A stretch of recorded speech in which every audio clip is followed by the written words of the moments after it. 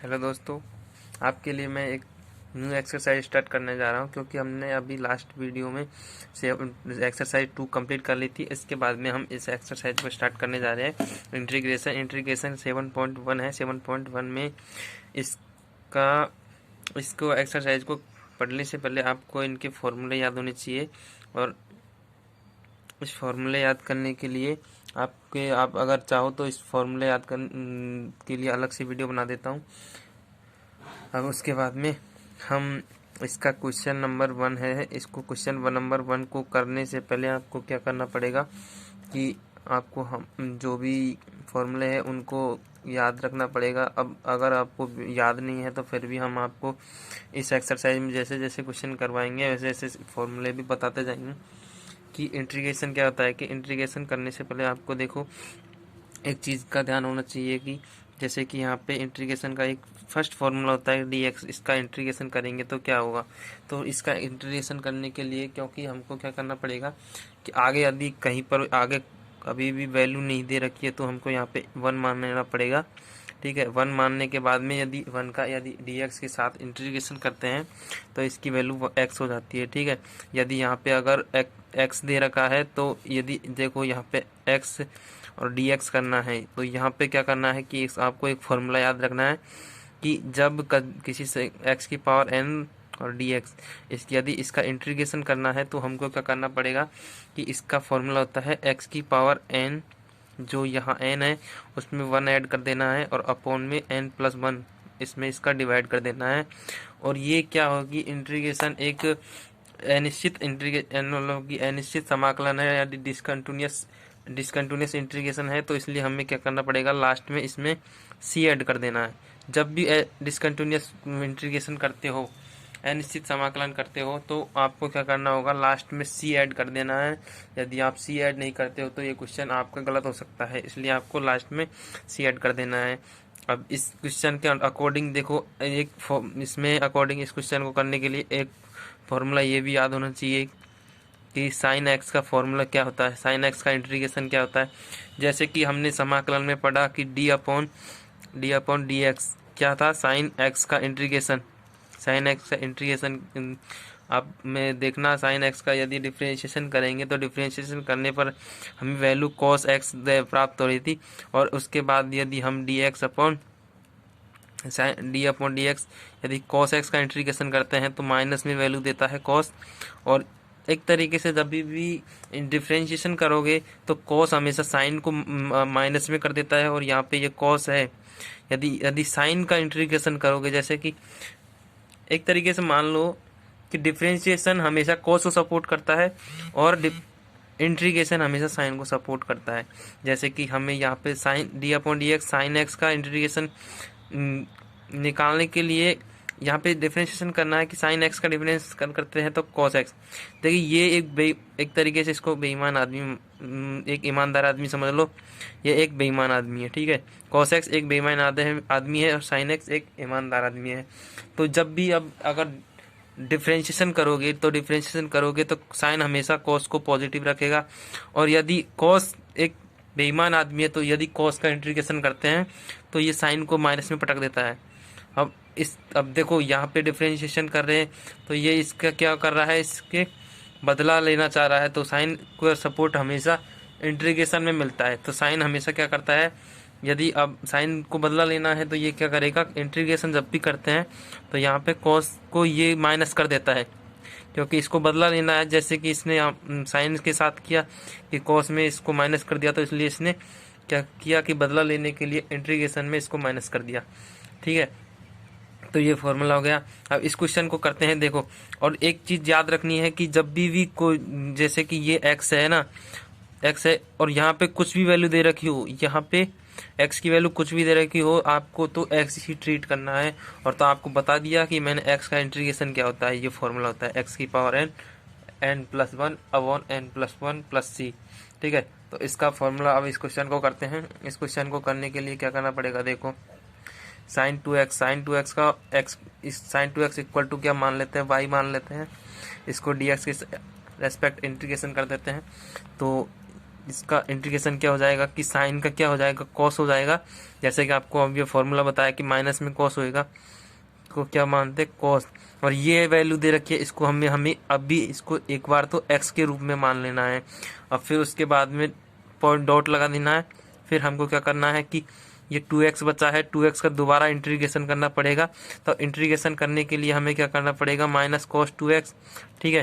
और ये जो कि ये दे रखा है कि 2x, तो इसका इंटीग्रेशन क्या होता है कि यहाँ पे 2x दे रखा है, तो हमें यहाँ पे 2x का इंटीग्रेशन करने के लिए क्या करना पड़ेगा कि यहाँ पे 2 तो कांस्टेंट वैल्यू है, 2x, तो 2x का इंटीग्रेशन करने के लिए हमें क्या करना पड़ेगा कि 2x दे रखा है, जिसको यहाँ पे 2x को अपॉन में ले जाएंगे, जो वैल्यू यहाँ पे दे रखी है इसको अपॉन में ले जाएंगे 2x को, ठीक है।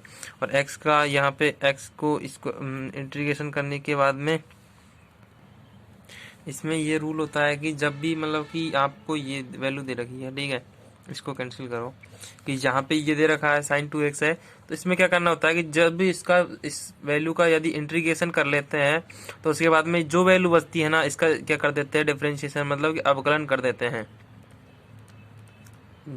अगर जो वैल्यू आपको फंक्शन दे रखा है साइन 2x, तो 2x का इंटीग्रेशन कर दिया हमने cos 2x है ना, तो उसके बाद में जो वैल्यू बची है 2x का ये क्या करना पड़ता है, इंटीग्रेशन कर देते हैं, इसका डिफरेंशिएशन करते हैं dy/dx। तो इसका डिफरेंशिएशन 2x का क्या हो जाएगा 2, तो इसको हम जो इंटीग्रेशन जो डिफरेंशिएशन करते हैं 2x जो वैल्यू बचती है उसको इसके अपोजिट साइड में रख देते हैं, और उसके बाद में इसका ये आंसर हो जाएगा। इसका आंसर क्या हो जाएगा, माइनस के 1/2 cos 2x प्लस सी, ठीक है। ये इसका इंटीग्रेशन हो जाएगा साइन 2x का। अब उसके बाद में हम नेक्स्ट क्वेश्चन पे चलते हैं। क्वेश्चन नंबर 2 दे रखा है, क्वेश्चन नंबर 2 दे रखा है कि यहाँ पे कि cos 3x का इंटीग्रेशन यानी समाकलन करना है। तो समाकलन करने के लिए आपको क्या बात पता होना चाहिए कि हमें ये पता होना चाहिए कि जैसे कि आपको मैंने ये इस जगह पे बताया कि जैसे यहाँ पे जब डिफरेंशिएशन करते हैं तो उस टाइम पे साइन तो ईमानदार आदमी होता है और कॉस क्या होता है, बेईमान। तो जब इसका यदि इंटीग्रेशन करते हैं तो ये है ना कॉस, इसमें ये ईमानदार हो जाता है और साइन चतुर बन जाता है एक तरीके से। तो इसमें देखो यहाँ पे अगला क्वेश्चन ये दे रखा है, सेकंड क्वेश्चन कि cos 3x का समाकलन ज्ञात कीजिए। तो इस क्वेश्चन को करने के लिए हमें क्या करना पड़ेगा कि cos 3x का इंटीग्रेशन पता होना चाहिए, cos का इंटीग्रेशन पता होना चाहिए कि cos x का इंटीग्रेशन कैसे करते हैं। इंटीग्रेशन cos x का हमें आपको ये फॉर्मूला याद रख लेना है, यह आपके बहुत आगे तक काम देगा कि cos x का इंटीग्रेशन क्या होता है, sin x। तो इसमें ये डिफरेंशिएशन में जैसे कि ये माइनस चिन्ह लगा देता था यहाँ पे, लेकिन यहाँ पे अब इंटीग्रेशन कर रहे हैं तो इसलिए ये माइनस का चिन्ह नहीं लगाएगा। तो हमें इस क्वेश्चन को सॉल्व करते हैं कि कॉस जो वैल्यू दे रखी है फर्स्ट cos x, इसको cos x के रूप में मान लेंगे। तो cos x का इंटीग्रेशन क्या होता है, इसलिए हम पहले एक बार इसको ऐसे टर्म में बता देते हैं, ठीक है। यहाँ पे cos x का इंटीग्रेशन क्या हो जाएगा, साइन 3x। फिर उसके बाद में आपको सेकंड पहले फर्स्ट क्वेश्चन बताया था कि जो ये वैल्यू प्राप्त होती है थीटा की वैल्यू, अब थीटा जो वैल्यू प्राप्त होती है उसका क्या करते हैं, डिफरेंशिएशन कर देते हैं। तो 3x का डिफरेंशिएशन क्या हो जाएगा, dy/dx इक्वल टू क्या हो जाएगा 3, और जो वैल्यू प्राप्त हो रही है उसको इसके अपोजिट में रख देते हैं नीचे, ठीक है। और उसके लास्ट में जो भी क्वेश्चन का सॉल्व कर रहे हैं इंटीग्रेशन, जब भी आंसर लास्ट में आ जाता है उसको हम लास्ट में c लिख देते हैं। तो इसमें इसकी वैल्यू क्या प्राप्त हो गई, 1/3 साइन 3x प्लस सी, ये इसका आंसर हो जाएगा, ठीक है। अब इसके बाद में हम नेक्स्ट क्वेश्चन पे चलते हैं। नेक्स्ट क्वेश्चन स्टार्ट कर रहे हैं। जैसे कि हमने ये थर्ड क्वेश्चन लिख दिया है, इस क्वेश्चन को करते हैं। इस क्वेश्चन को करने के लिए आपको एक फॉर्मूला याद होना चाहिए। तो ये फॉर्मूला देखो, साइन ई की ये दे रखा है तो इसको क्या करना पड़ेगा, हमें ई की पावर एक्स का इंटीग्रेशन पता होना चाहिए। ई की पावर एक्स का इंटीग्रेशन क्या होता है, ई की पावर एक्स ही होता है, और इसके लास्ट में सी लगा देते हैं। तो इसमें क्या करना पड़ता है कि इस क्वेश्चन को करने के लिए आपको ई की पावर एक्स का फॉर्मूला आपको मैंने बता ही दिया है। तो इसके लिए हम इसको क्या करना पड़ेगा, इसका फॉर्मूला इसको पहले हम y के इक्वल मान लेते हैं इंटीग्रेशन ऑफ e की पावर 2x। इसको y को इक्वल मान लिया, तो इसको हम y के इक्वल मानने के बाद में अब इसके फॉर्मूले इस क्वेश्चन में ये फॉर्मूला लगा देंगे।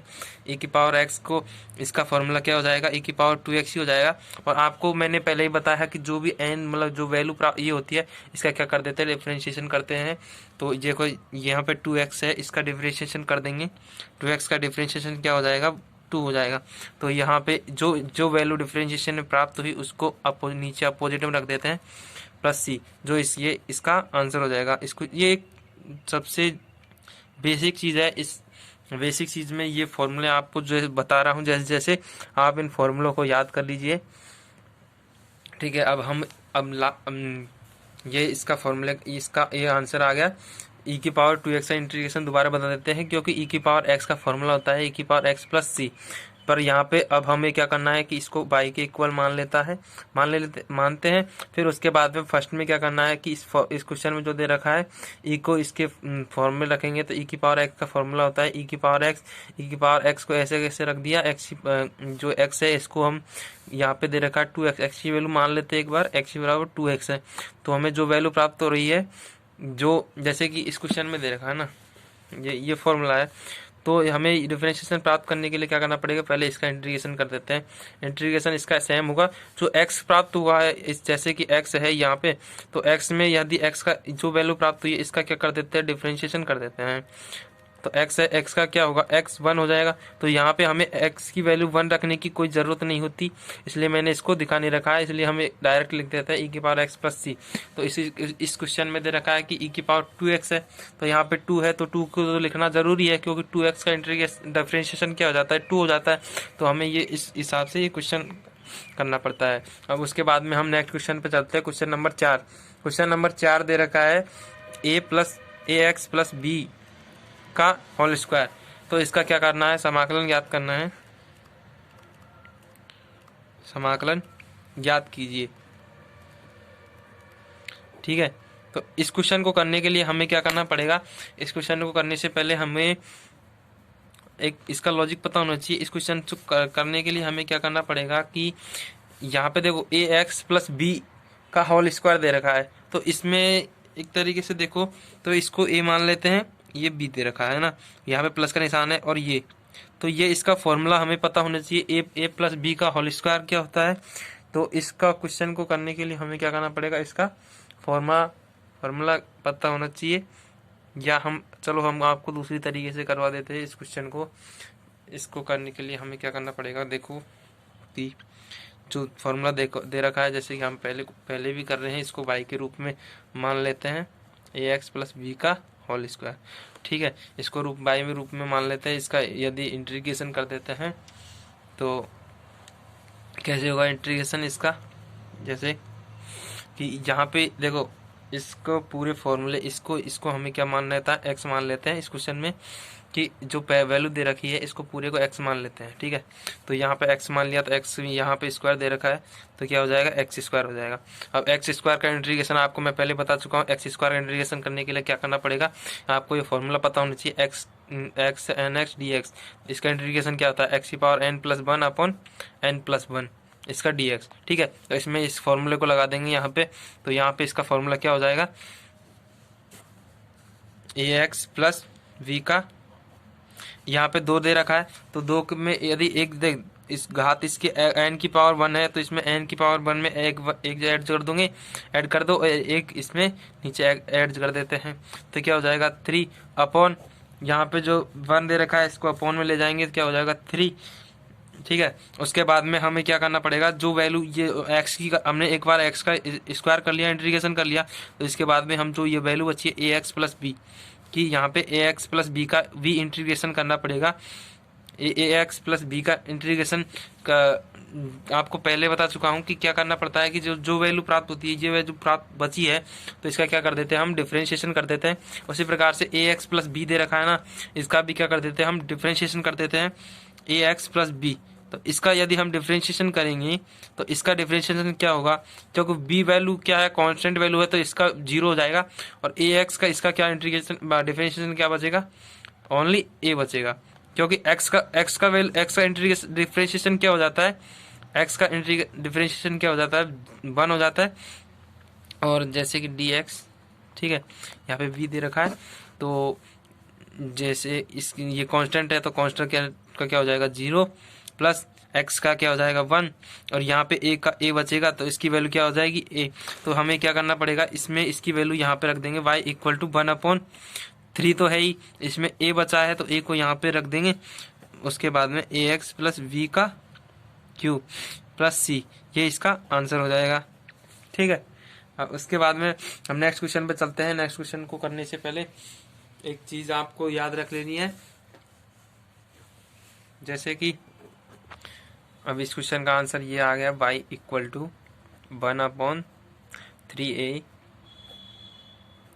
ax प्लस b का होल स्क्वायर। ठीक है, ये इसका आंसर हो गया। अब इसके बाद में हम नेक्स्ट